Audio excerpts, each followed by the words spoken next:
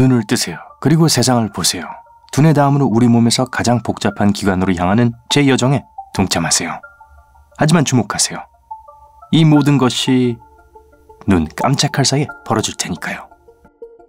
우선 안으로 들어가 봅시다. 이 먼지 입자를 따라가요. 둥둥 떠서 각막 위에 내려앉습니다. 각막은 눈을 덮고 있는 외부 돔이에요. 그 모양을 느낄 수 있습니다. 눈을 감고 깨끗한 손가락을 눈 위에 얹고 눈을 좌우로 움직여 보세요. 툭 튀어나온 부분이 느껴지죠? 바로 그거예요. 각막에는 혈관이 없습니다. 공기 중에서 직접 산소를 얻죠. 즉 눈은 숨을 쉽니다. 하지만 매우 민감한 신경으로 가득 차 있어요. 이물질을 감지하면 몸에서 가장 빠른 근육이 작동합니다. 눈이 깜빡거리죠? 그러면 먼지 입자는 씻겨 내려갑니다. 다시 한번 해보죠. 눈에 들어갈 수 있는 유일한 방법은 빛입니다. 시각은 그렇게 작동하고 그래서 우리가 어둠 속에서 볼 수 없는 거예요. 당연하죠. 하지만 빛을 발하지 않는 물체는 어떻게 볼 수 있을까요? 전구든 태양이든 원천에서 나온 빛이 물체에 닿습니다. 일부는 흡수되고 일부는 반사되어 우리 눈으로 들어갑니다. 나중에 더 자세히 설명할게요. 지금 이 방은 너무 어두워요. 누가 스위치를 좀 켜주세요. 아, 훨씬 낫네요. 우린 빛의 속도로 빠르게 각막을 통과합니다. 돔 모양이어서 빛을 우리가 다음 가는 곳으로 모아줍니다. 바로 수정체죠. 하지만 그 전에 우린 동궁을 통과해야 합니다. 동궁은 눈에 있는 검은 원이 아니에요. 동궁은 구멍입니다. 눈 안에 빛이 없기 때문에 검은색으로 보이는 거죠. 카메라에서 나오는 빛이 이 구멍을 통과해서 눈 뒤쪽에 반사되어 나옵니다. 그곳은 혈관으로 가득 차 있기 때문에 사진의 눈이 빨갛게 나오는 거예요. 하지만 동궁은 너무 작아서 간신히 통과합니다. 아, 불빛이 너무 밝아요. 홍채에 있는 작은 근육이 이완돼서 동궁을 더 작게 만듭니다. 홍채는 눈 색깔을 결정하는 부분이에요. 동궁이 작아지면 너무 많은 빛이 들어오지 않고 과도한 불빛으로부터 눈이 보호됩니다. 조명을 조금 낮추면 홍채 근육이 수축합니다. 더 많은 빛을 통과시켜야 하기 때문에 동궁은 더 커지죠. 자, 갑니다. 우린 동궁을 통과하면 아스피린 크기의 수정체에 부딪힙니다. 귀와 코처럼 수정체는 평생 동안 계속 자랍니다. 그리고 마치 카메라 렌즈처럼 빛을 더욱 집중시켜요. 이렇게 하면 빛이 망막에 도달해야 할 곳에 정확히 다다르게 됩니다. 망막은 바로 눈의 뒤쪽입니다. 여기서 이 눈의 주인이 근시라는 걸 알 수 있어요. 멀리 있는 것이 흐릿하게 보이죠? 수정체가 빛을 집중시키고 있는 지점을 보세요. 망막이 아니라 조금 앞쪽에 위치합니다. 안구가 약간 길면 이런 일이 생기죠. 만약 가까운 물건이 흐릿하게 보이는 원시라면 안구가 너무 짧기 때문에 초점은 눈 뒤에 위치합니다. 걱정하지 마세요. 안경을 쓰면 교정되니까요. 여긴 생각했던 것보다 더 넓네요. 야호! 우리가 거울을 볼 때 볼 수 있는 부분은 눈 전체의 6분의 1 정도밖에 안 되거든요. 나머지는 머릿속에 있어요. 안구 자체는 탁구공만한 크기입니다. 그리고 겉보기 이렇게 작은 기관 안엔 200만 개 이상의 작동 부분이 있습니다. 잠깐만요. 모든 게 오른쪽으로 움직이고 있어요. 이제 왼쪽으로요? 이 사람은 뭔가를 찾고 있는 건가요? 눈구멍에 눈을 고정해주는 6개의 근육 덕분에 눈은 움직입니다. 어떤 근육이 수축되면 시선의 방향이 바뀝니다. 위, 아래, 왼쪽, 오른쪽 모든 방향으로요. 자, 이제 상황이 진정되었으니 계속해서 빛을 따라가 보죠.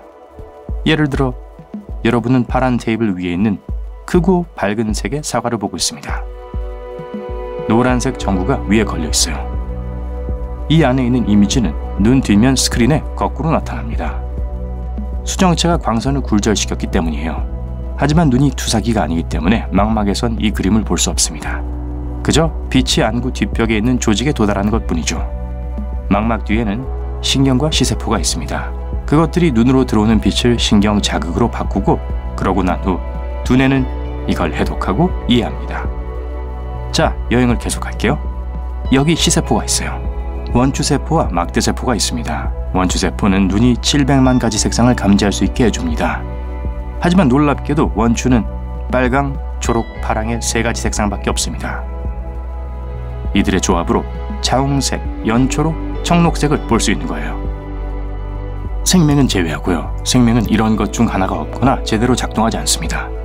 그래서 특정한 색을 전혀 보지 못하거나 사물의 원래 색깔을 보지 못하죠. 예를 들어 녹색을 감지하는 원추에 문제가 있다면 녹색과 노란색은 젓갈색으로 보입니다. 막대세포도 있어요. 검은색, 흰색 그리고 500개 이상의 회색을 감지합니다. 원추세포보다 더 많은 수의 막대세포가 있는데 막대세포는 주로 주변 시야를 담당합니다. 네, 직접적인 시야 밖에 있는 모든 것은 오래된 흑백 TV처럼 보여요.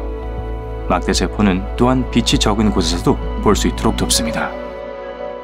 눈에 있는 빛 수용체는 너무 민감해서 심지어 이미지가 없을 때도 이미지를 투사하기도 합니다. 밝은 빛을 본 후 눈을 감거나 불을 끈 적이 있나요? 그랬을 때 여전히 눈앞에 불빛이 떠 있는 걸 본 적이 있나요? 빛 수용체가 두뇌로 계속해서 시각적 정보를 보내기 때문에 일어나는 현상입니다. 막대세포와 원추세포는 뉴런과 연결되어 있습니다. 그래서 데이터는 뉴런을 지나 시신경으로 전달됩니다.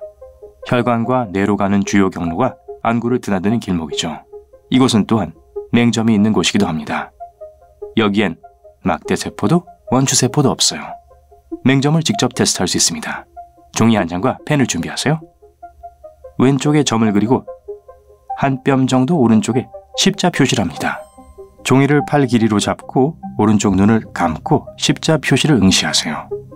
왼쪽에 찍은 점은 맹점이 있기 때문에 사라질 겁니다. 그렇지 않다면 점이 사라질 때까지 종이를 더 가까이 또는 더 멀리 움직여 보세요.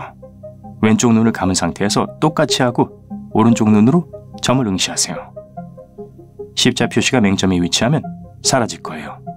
두뇌가 사라진 정보를 채우기 때문에 우린 맹점을 알아차리지 못합니다.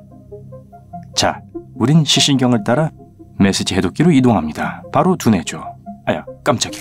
아, 그래요. 우린 지금 신경계에 있고 전기 자극으로 이동하고 있어요. 시신경은 뇌의 시각령으로 이어집니다. 바로 거꾸로 된 이미지가 우리가 이해할 수 있는 것으로 해석되는 곳이죠. 붉은 사과가 놓여있는 파란 테이블이야 위에서는 노란 빛이 비치고 있어. 그리고 두뇌는 귀 덕분에 위아래를 구분할 수 있습니다. 우리의 균형 시스템은 대부분 귀에 있어요. 그건 그렇고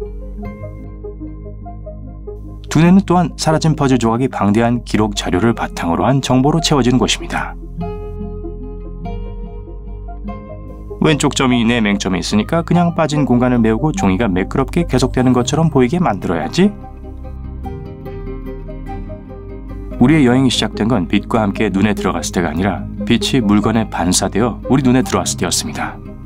왜 우린 다양한 색을 볼까요? 왜냐하면 가시광선이 다른 파장으로 이동하기 때문이에요. 테이블 위에 있는 이 빨간 사과는 다른 색을 흡수하고 빨간 빛의 파동을 반사합니다. 테이블은 파란색을 반사하고요. 검은 물체는 모든 빛을 흡수하고 흰 물체는 대부분을 반사합니다. 그 반사된 파장이 원추와 막대세포에 전해지면 세상이 총천연색으로 보이게 되는 거죠. 오늘 새로운 것을 배웠다면 이 영상에 좋아요를 주고 친구와 공유하세요. 여기 여러분이 좋아할 만한 다른 멋진 비디오들이 있습니다. 왼쪽 또는 오른쪽을 선택하고 삶의 밝은 면에 머무르세요.